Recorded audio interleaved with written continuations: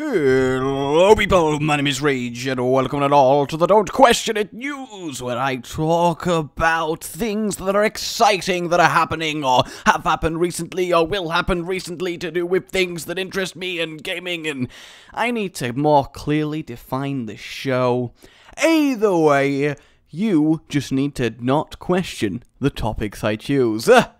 I'm gonna do that at the start of every one. First of all, though, thank you very, very much for your awesome, warm reception to this as an idea, and I want to say I want to keep this very sort of free-flowing and type of flexible. I don't want rigid categories or a rigid length of how much I need to talk about. I just want to talk about stuff that's good. So, yeah, I think these are going to be a very cool series to run with. So, first up, then, this news is just unbelievably amazing for me. Blizzard have confirmed that a Warcraft 4 is not off the table.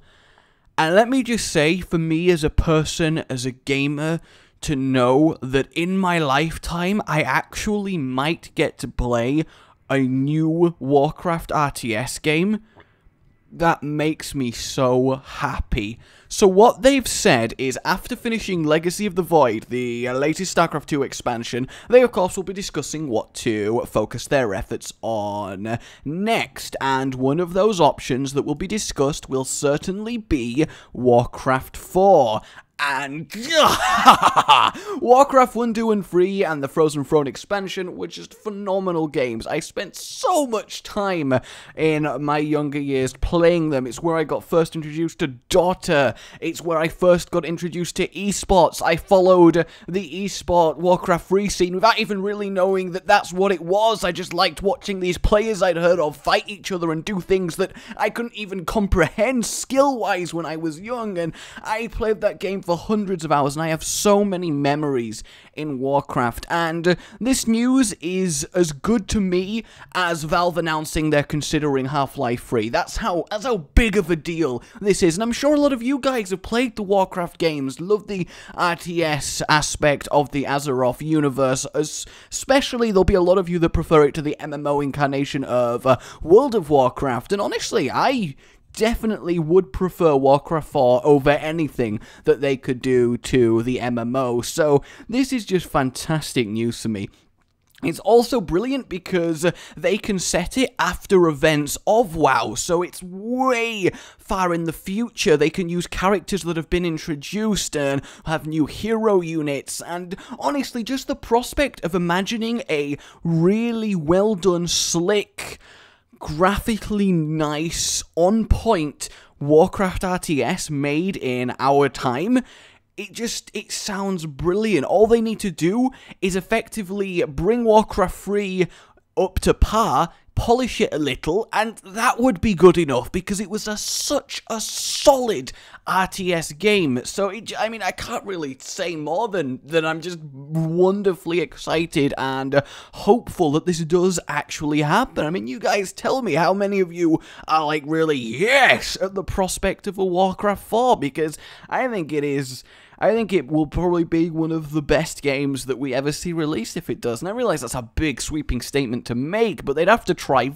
very hard to fuck it up. Because one thing Blizzard can do, it is their RTS games, and it would spawn another, hopefully, big competitive esport and really reinvigorate the RTS esport scene, because it just isn't happening at the moment. StarCraft is certainly not as popular as it used to be. I don't want to say it's dying, but it's not getting more popular, let's put it that way, so that will be lovely as well for the scene as a whole. It will be really a monumentous game, and I'm so happy that they are considering it. I really, really am. So, moving on then to the Hearthstone Grand Tournament. A lot of Blizzardy stuff in Don't Question It news today. Every single card has now been released. There was an extra stream with a few games, with a few decks that had more new cards in we've not seen, or the legendaries were there, a lot of cool new class cards, and basically the entire set is now available to have a look at, and it really does seem like it's going to be a fantastic injection of cards It really, really does. It looks like it's going to do absolute wonders for the game, and I cannot wait for it to be fully released. There is so many viable deck options based on the new cards, and that's what's really unique. I think for the first time ever, Blizzard have really understood the meta, and instead of trying to change it or combat it, they've simply gone, we'll ignore what you're already doing, here's a bunch of cards, do new stuff with them, and I think they really might have pulled it off. The hopeful inside me is honestly thinking that there may very well be upwards of 20 viable competitive decks on the ladder, which would be the most in Hearthstone's history, and for once, you might have no idea what your opponent is playing, and that's the real excitement in card games, every player having a deck that's their own. Can you imagine in something like Yu-Gi-Oh! If every single duel was between two people who played the same 40 cards, i.e. Face Hunter or Patron Warrior on the ladder? How dull would that be? The personality of the signature of your cards, the deck that you specifically like to run, even if it's only 6 cards different from your friends, it's still uniquely yours, and I think we might see a lot more of that in the Grand Tournament. I am very excited. Granted, this might all be complete bullshit, and we continue in the world of Patron Hunter. Patron Hunter, oh god, I shudder at the thought!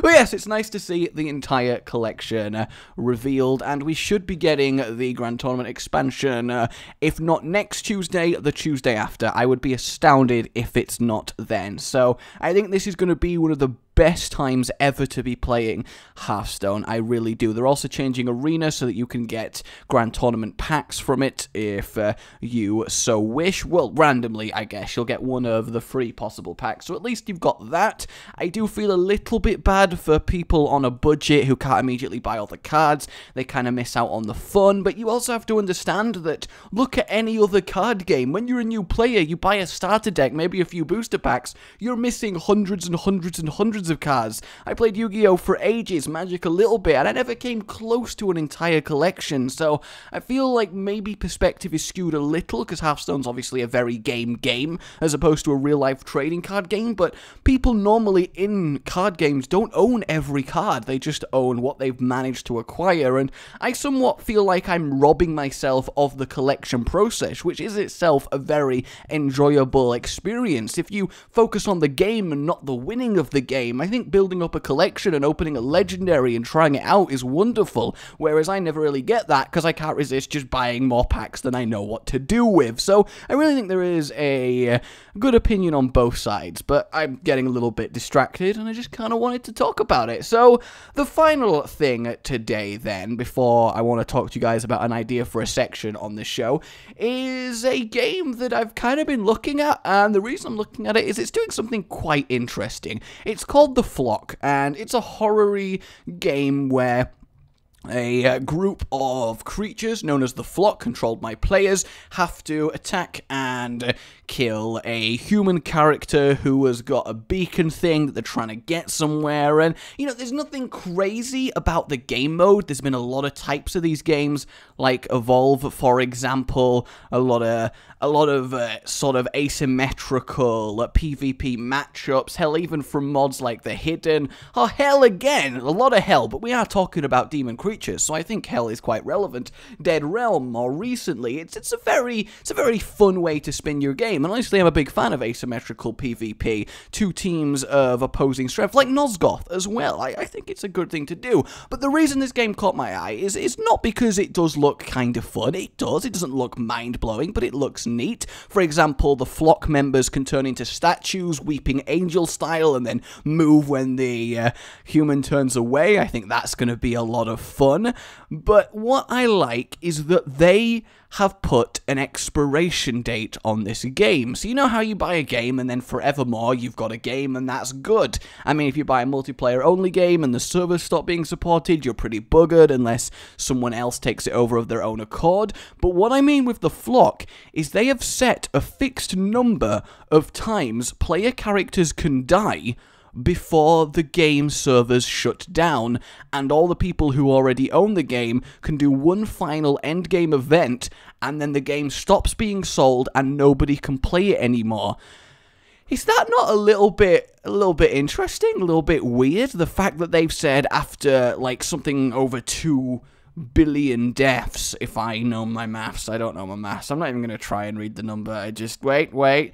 8,000, 58,000, 385,000, 5 million, 15 million, 215 million. I did it! After 215 million player deaths, you can no longer buy or play this game. So is that not a weird way of doing things? And it makes sense, because a lot of PvP games, they have a nice surge of popularity on launch, but then slowly dwindle into an obscurity and nobody plays it anymore. And this is a neat way to add an actual finality event that prevents it from being remembered as a failure. It makes it remembered as an experiment. Granted, people might not be that willing to buy a game knowing that one day they'll not be able to play it, but really it's not that expensive and you're going to get at least a year out of it, and that's if you're avidly into it. So I don't think that's a big concern. I just think it's neat that they're trying something like this. It's a nice spin on it, and hopefully it doesn't backfire if the game goes ridiculously popular, though I'm sure they'll think of a way around it if it does. I just thought it was something worth mentioning, because it's something we've not really seen before, and it's a neat take on a phenomenon that does tend to happen in the industry. So there you go, guys. That is today's Don't Question It news. What I kind of want to do at the end of these is a sort of your burning question segment, where you ask me something that you'd like my opinion on, something to discuss, something to talk about that's, you know, a little bit beyond what's your favorite animal.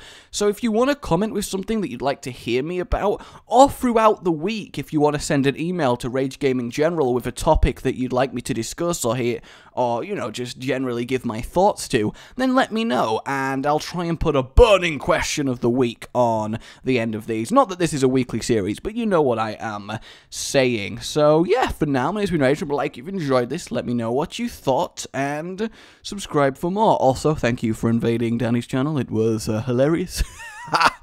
My name's been Rage. Goodbye.